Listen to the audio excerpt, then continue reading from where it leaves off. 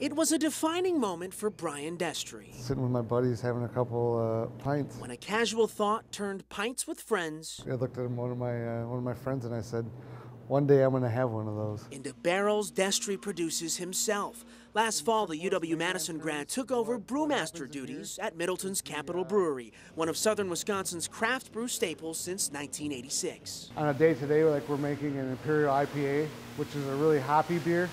You can get some really strong hop aromas on days like that. Before Capitol, Destry worked for Miller Coors, giving him a unique perspective between craft brew's personal touch and the bottom line of big business brewing. As I progressed up the corporate ladder at Miller, the farther and farther away I got from actually being in a brewery and doing hands-on brewery work. And while the Millers and Anheisers remain king, Wisconsin's craft breweries continue to find a larger piece of the market.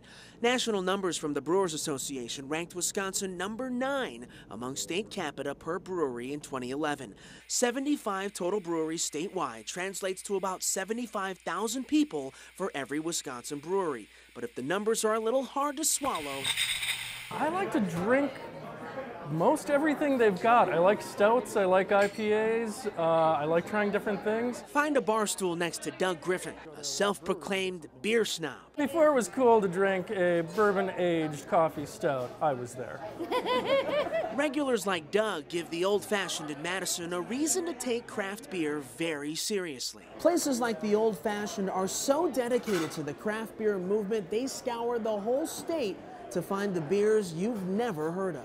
We specialize in all Wisconsin beer. We try to focus on craft beer as much as possible. We have 52 different tap beers, all Wisconsin, and over 100 bottles. I think it goes in with the local food movement, where people want to know where they're getting their food and they want to know where they're getting their drink as well, and they can count on these local businesses to produce a good product and use good ingredients and create good flavors.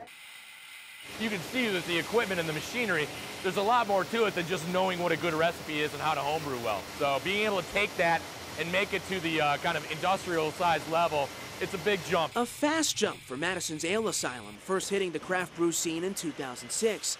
The young company says differing philosophies will always keep craft brewers relevant in the long run. Over time, the large breweries have made a focused decision to make their product as close to water as humanly possible, because it saves on costs. They're concerned about the bottom line.